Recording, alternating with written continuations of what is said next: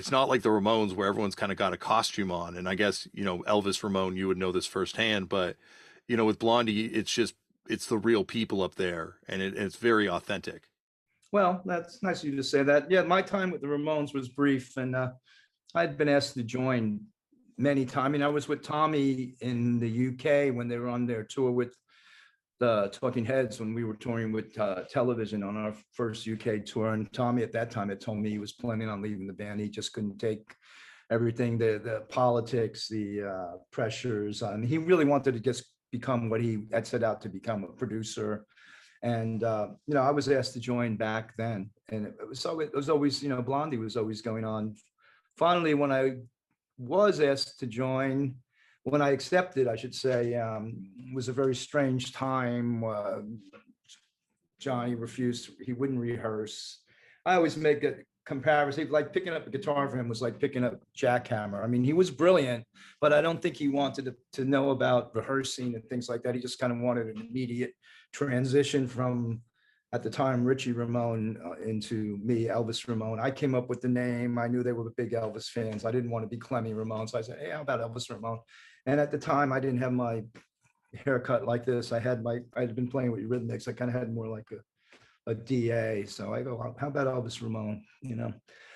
So it's amazing that part of my history, although brief, always comes up. And I mean, the Ramones were, to me, the most influential band after the Beatles. They're like the Beatles of my generation, of our generation.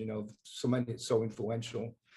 I had dinner with Johnny in high school, and Oh wow. meeting him as like just as a kid and having this like very long dinner where he's telling me like, yeah, I never practiced. He's like, I'm never going to pick up a guitar again.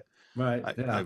I have no reason to ever do that. And I just, mean, that's interesting. I suppose it's very punk, there's a means to an end for him, but that's really not where I was coming from as a musician. I mean, I did want to be successful, but I think first and foremost, I enjoy playing music. I mean, I do all these offshoot bands, for fun and just for the music. And, it's just what I do. It's always what I've done. I guess Johnny, he just kind of picked up the guitar and made it,